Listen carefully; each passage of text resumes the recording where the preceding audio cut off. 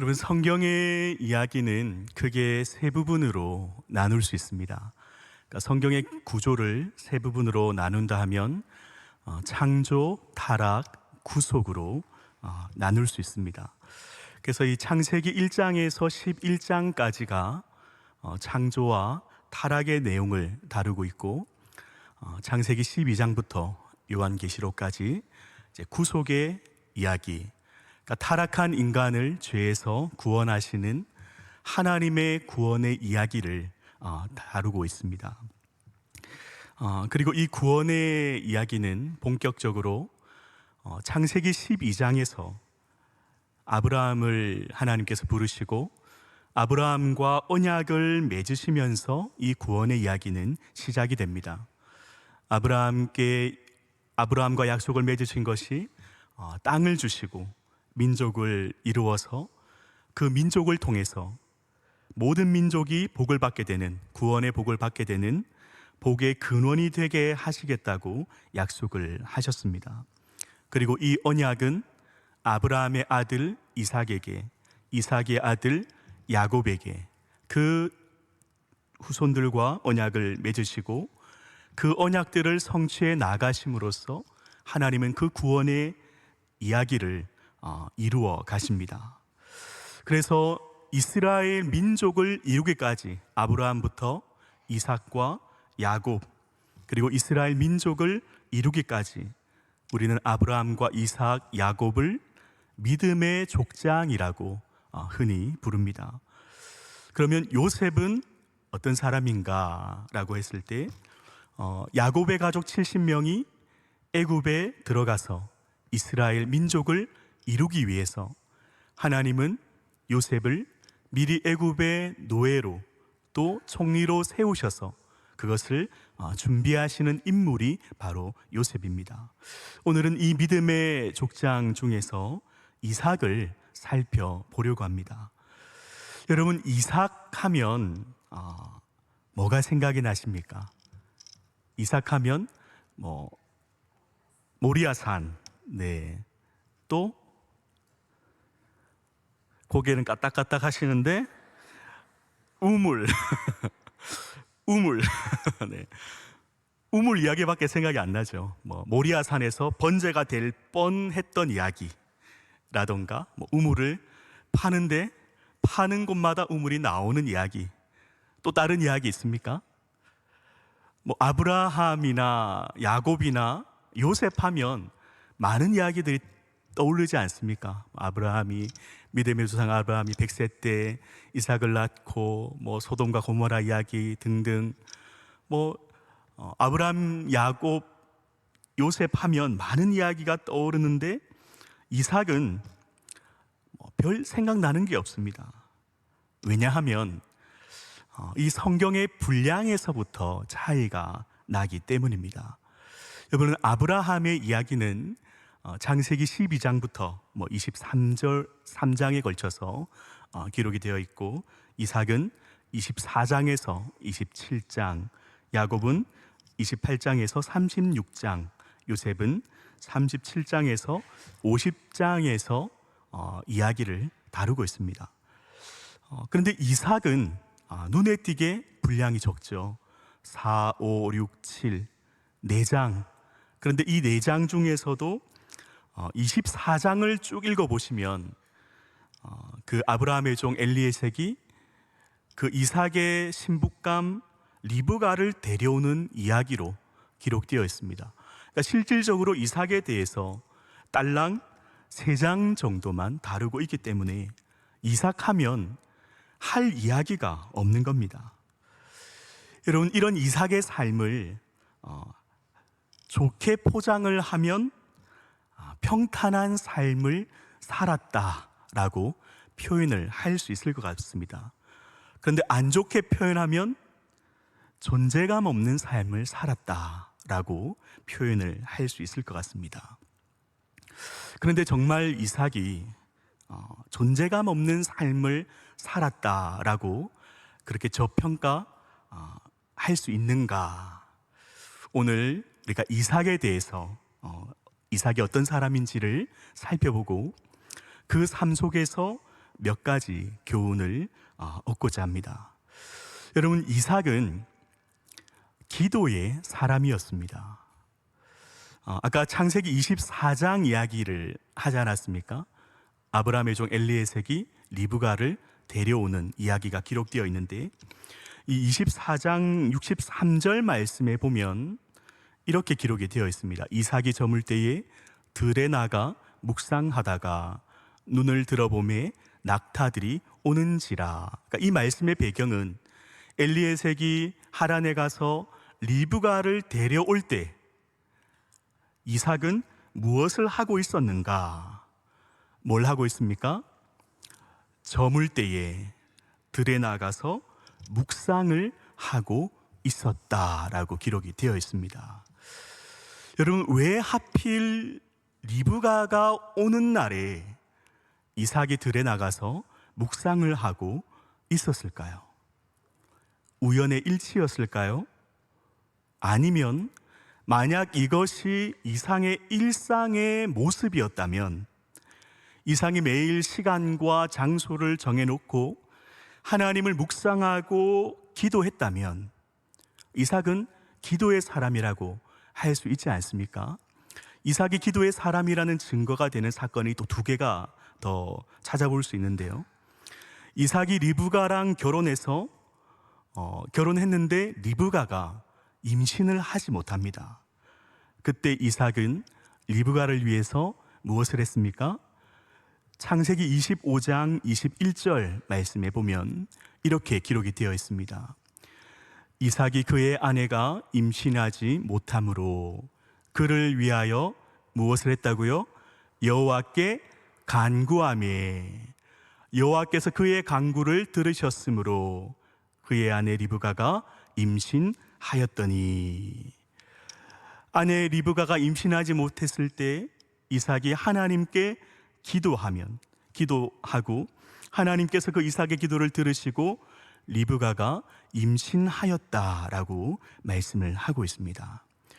여러분, 이삭이 어떻게 하나님께 기도할 생각을 했을까요? 아내가 임신하지 못했을 때 다른 방법을 찾거나 간구하는 것이 아니라 왜 하나님께 기도할 생각을 먼저 했을까요? 이삭의 아버지 아브라함이 100세 때, 이삭의 어머니 사라가 90세 때 임신하지 못하는 불가능한 상황이었는데도 불구하고 불가능을 가능케 하시는 하나님의 능력의 결과로 이삭 본인이 태어날 수 있었지 않습니까? 그러니까 자기가 간증자인 겁니다. 그래서 임신하지 못하는 아내를 위해서 하나님께 기도했던 겁니다. 여러분, 이렇게 기도 응답으로 리브가가 쌍둥이를 임신했습니다. 그런데 또 다른 문제가 생깁니다. 그 아이들이 태중에서 서로 싸우는 겁니다. 그러니까 태동이 너무 심했던 것 같습니다. 그때 이삭은 어떻게 했을까요? 창세기 25장 22절 말씀에 보면 이렇게 기록되어 있습니다. 그 아들들이 그의 태 속에서 서로 싸우는지라. 그가 이르되 이럴 경우에는 내가 어찌할꼬 하고 가서 어떻게 했습니까? 여호와께 묻자온대. 어떻게 해야 되는지 하나님께 묻고 기도했다라는 것입니다. 여러분, 이삭은 기도의 사람이었습니다. 매일 시간과 장소를 정해놓고 하나님을 묵상하고 기도하면서 하나님의 뜻이 무엇인지, 어떻게 하면 되는지 하나님의 인도하심을 구하고 늘 하나님과 교제하고 동행하기 위해 노력했던 삶을 살았던 인물이 바로 이삭이었다라는 것입니다. 그리고 이삭은 순종의 사람이었습니다. 여러분, 오늘 읽었던 말씀 26장 1절에 보면 이렇게 시작을 하고 있습니다. 아브라함 때에 첫 흉년이 들었더니 그 땅에 또 흉년이 들매. 그러니까 아브라함 때에 들었던 흉년이 이제 이삭 때에 흉년이 들었다라고 기록을 하고 있습니다. 그때 이삭은 그랄로 내려가서 그랄로 내려갑니다. 여러분, 이 그랄이라는 지역이 가나안 땅과 애굽 사이에, 그러니까 가나안에서 애굽으로 가는 길목에 위치해 있습니다. 그러니까 정황상으로 보면 이삭이 어디로 내려가려고 했다는 겁니까? 애굽으로 내려가려고 하고 있었다라는 것입니다. 그때 하나님께서 이삭에게 나타나시죠. 그리고 말씀하십니다. 26장 2절 말씀에 보면 여호와께서 이삭에게 나타나 이르시되 애굽으로 내려가지 말고 내가 내게 지시하는 땅에 거주하라. 하나님께서 이삭에게 나타나셔서 애굽으로 내려가지 말고 내가 내게 지시하는 땅에 거주하라고 말씀을 하시면서 3절에서 4절 말씀에 보면 하나님께서 아브라함과 맺으셨던 그 언약을 이삭과 맺으시는 장면이 나옵니다. 3절, 4절 말씀 우리 같이 한번 읽어볼까요? 시작. 이 땅에 거류하면 내가 너와 함께 있어 내게 복을 주고 내가 이 모든 땅을 너와 내 자손에게 주리라. 내가 내 아버지 아브라함에게 맹세한 것을 이루어 내 자손을 하늘의 별과 같이 번성하게 하며 이 모든 땅을 내 자손에게 주리니 내 자손으로 말미암아 천하 만민이 복을 받으리라.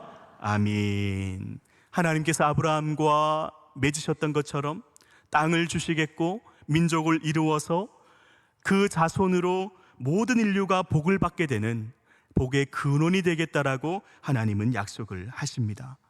여러분, 하나님 왜 이삭이 애굽으로 내려가는 것을 막으셨습니까?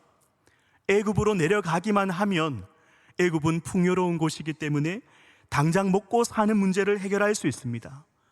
그러나 애굽은 풍요로움 이면에 죄악이 가득하고 우상 숭배가 가득한 곳이었기 때문에 그 믿음의 정체성을 지키기가 어려웠던 겁니다.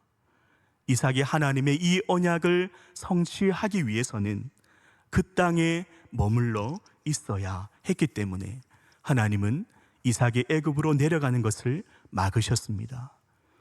여러분, 이삭은 선택의 갈림길에 놓여 있습니다. 하나님께 불순종해서 애굽으로 내려가서 당장 먹고 사는 문제를 해결할 것인가? 아니면 지금 당장 굶어도 하나님을 믿고 말씀에 순종해서 그 땅에서 머물면서 아버지 아브라함이 맺었던 그 하나님의 언약을 계승해서 성취해 나갈 것인가? 선택의 갈림길에 놓여 있었습니다. 여러분, 이삭은 무엇을 선택했습니까? 26장 6절 말씀에 보면 이삭이 그랄에 거주하였더니 하나님께 순종하기로 선택을 합니다.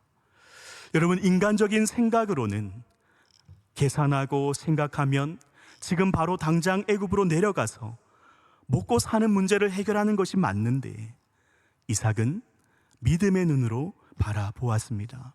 하나님을 믿고 순종하기로 결단하고 그 땅에서 하나님의 언약을 성취하기로 결단하고 선택했던 것입니다.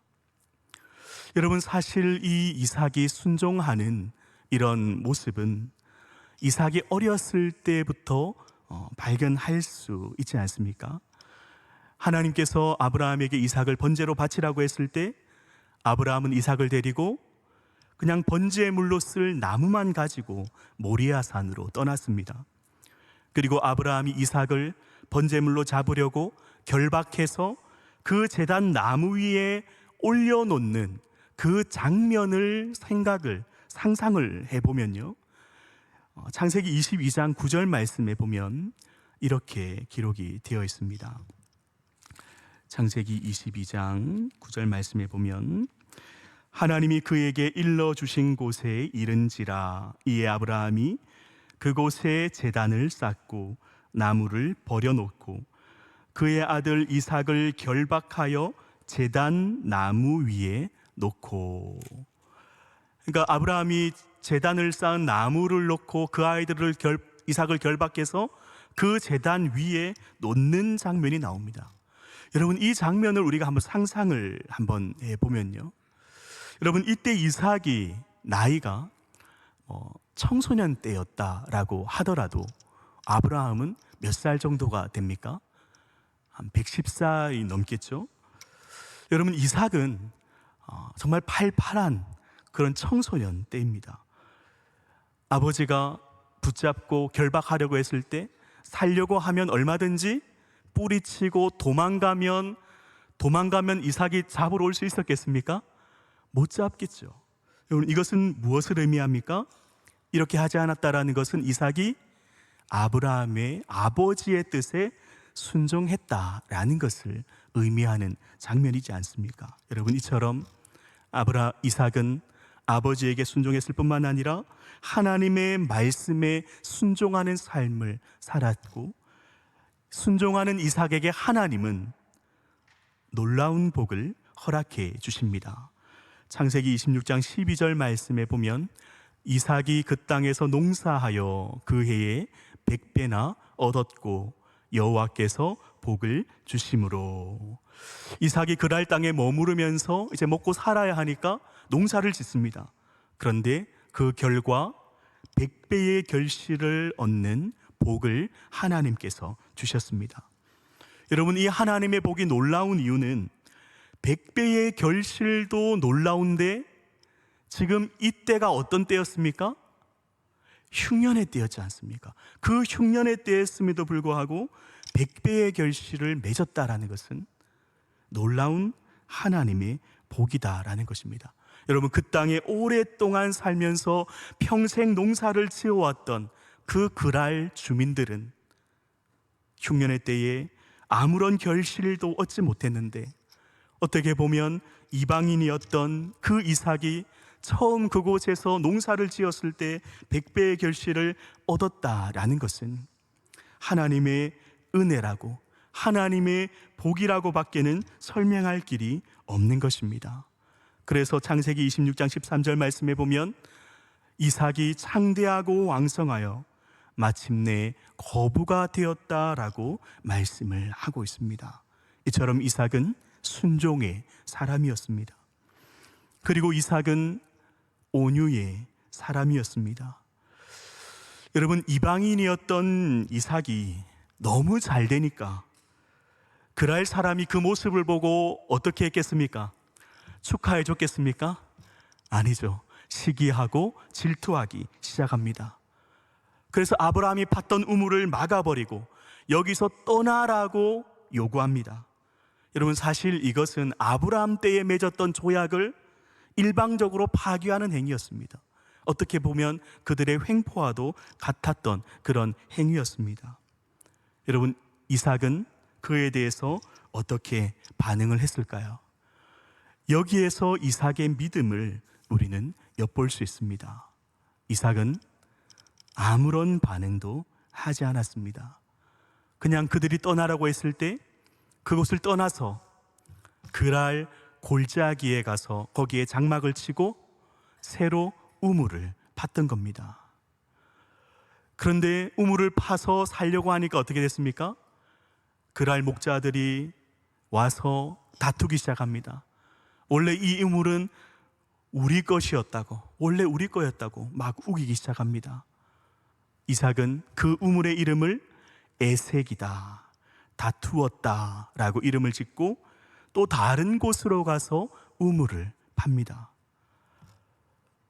그런데 또 그곳에서 그랄 목자들이 원래 이것은 우리 것이었다라고 우기며 다투니까 이번에는 그 우물의 이름을 신나라, 대적했다 라고 이름을 짓고 또 다른 곳으로 가서 우물을 파기 시작합니다.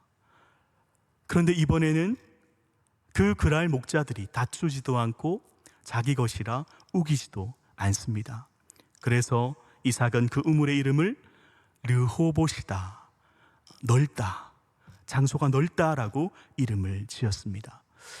여러분, 요즘 우물 하면 별로 감동이 없으시죠? 예전에 많이 사용했기 때문에.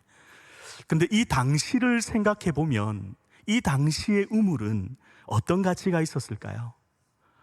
물이 귀한 곳에서 우물은 식수로 사용이 되는, 그러니까 생명과 직결이 되어 있는 굉장히 중요한 우물이었지 않습니까? 그리고 농사를 짓는데도 농경수로도 사용이 되었고, 또 가축을 기르는데도 가축을 목을 축이는데도 사용되었습니다. 그러니까 그 당시에 농축산업의 기반이 되는 시설이 바로 우물이었다 할 수 있습니다. 그러니까 오늘날로 치면 땅을 팠는데 뭐가 나오는 겁니까? 기름이 나오는 겁니다. 유전을 발견한 것과 같은, 그러니까 그런 가치가 있었다라고 생각을 하면 될 것 같습니다.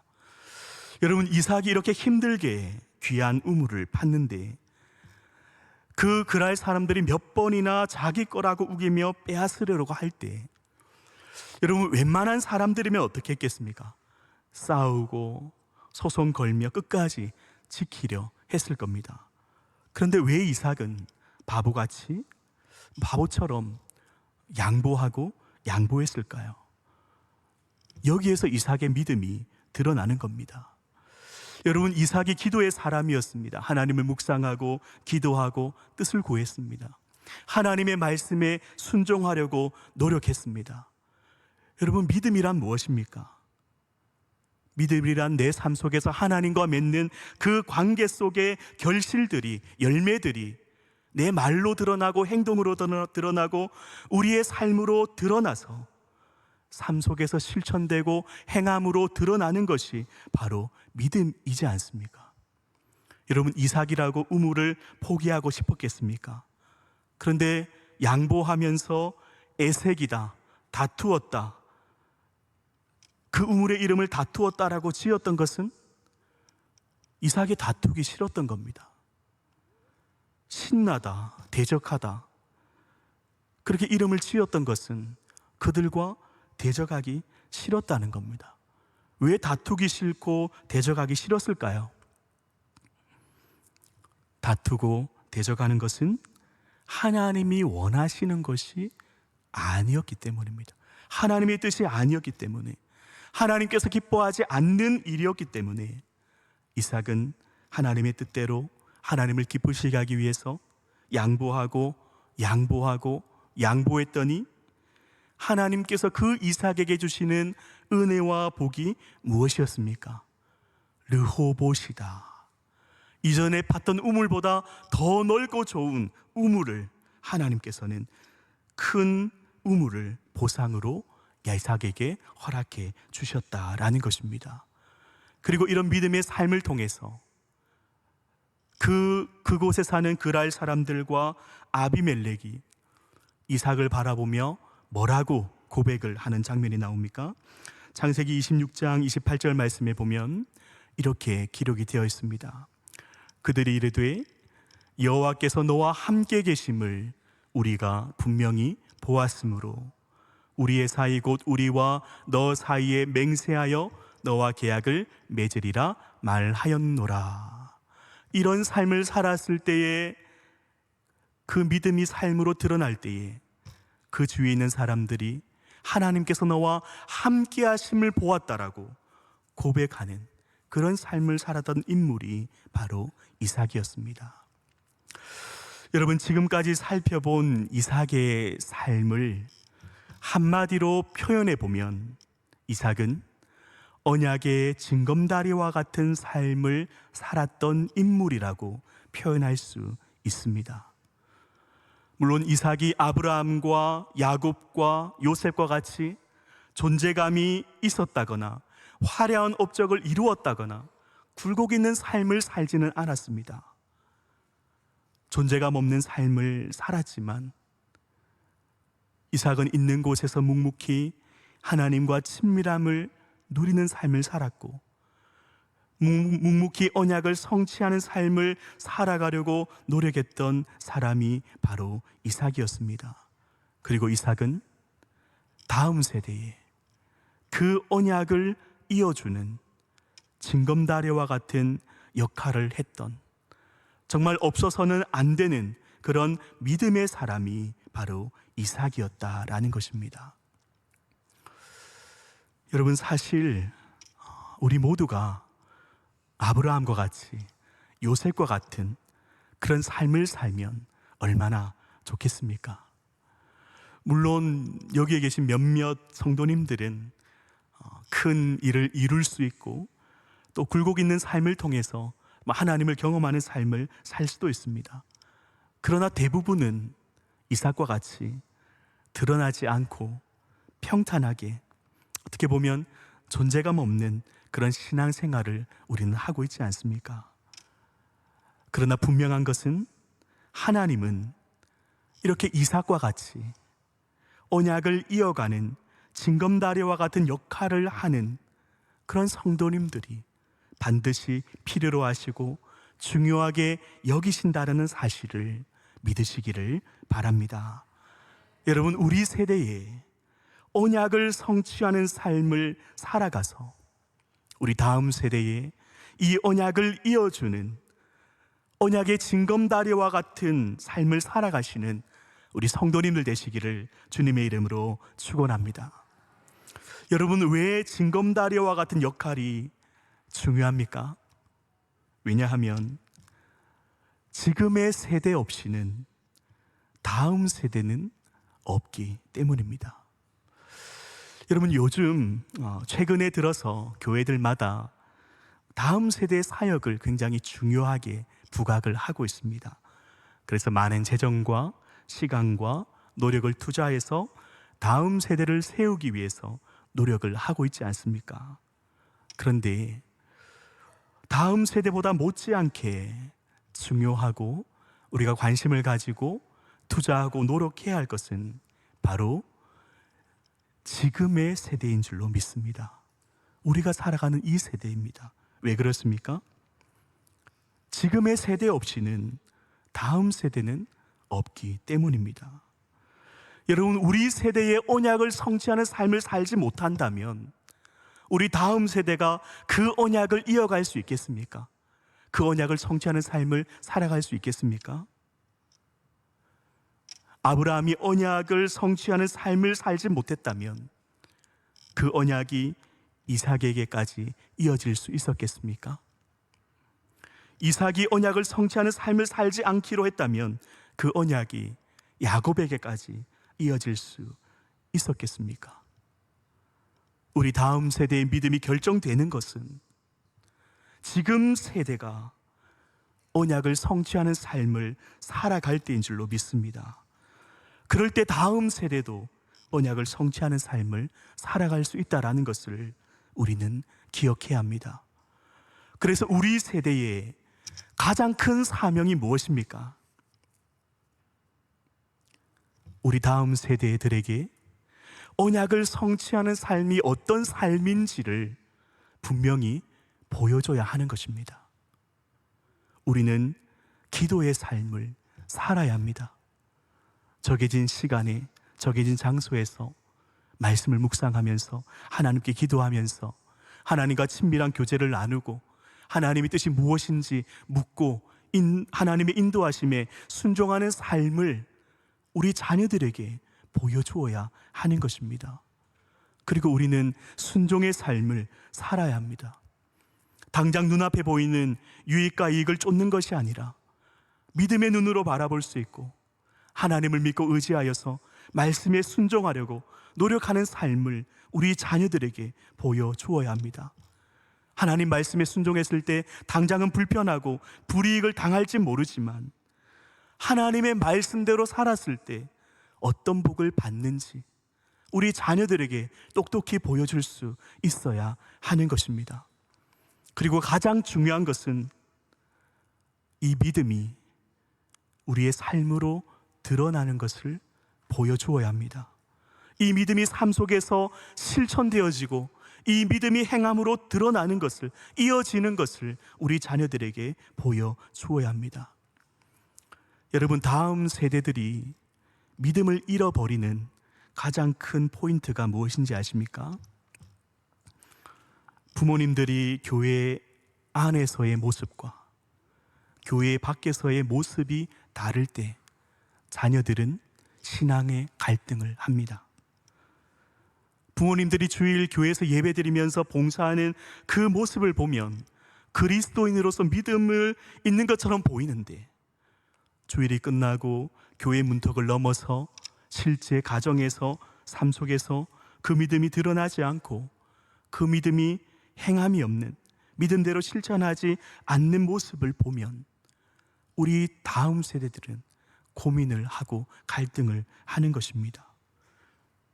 그런 모습은 다음 세대들에게 믿음의 유산을 물려주는 것은 어렵습니다. 여러분, 이삭은 삶 속에서 하나님과 친밀함을 누리고 말씀에 순종하는 삶을 살았습니다. 그리고 그 믿음이 삶 속에서 드러납니다. 다투거나 대적하지 않고 양보하면서 온유한 모습으로 그 믿음이 드러날 때에 그 주위에 있는 사람들이 아는 겁니다. 그랄 사람들이나 아비멜렉이 여호와께서 너와 함께 계심을 우리가 분명히 보았다라는 고백을 듣게 되는 것입니다. 여러분, 이 고백은 사실 부모 세대가 자녀 세대에게 들어야 되는 고백이 아니겠습니까? 우리가 하나님과 동행하고 말씀에 순종하고 우리의 믿음이 삶 속에서 드러날 때 우리 자녀들이 하나님께서 우리 부모님과 함께 계심을 분명히 보았습니다라고 우리 자녀들의 입술에서 이런 고백이 고백되어지기를 주님의 이름으로 축원합니다. 여러분, 이삭은 우리에게 신앙의 모델을 한 명 제시해 줍니다. 여러분, 기도의 사람, 순종의 사람, 온유의 사람 하면 누가 떠오릅니까? 기도의 사람, 순종의 사람, 온유의 사람, 예수님이 떠오르지 않습니까? 결국 우리가 닮아가야 될 분은 예수님인 줄로 믿습니다.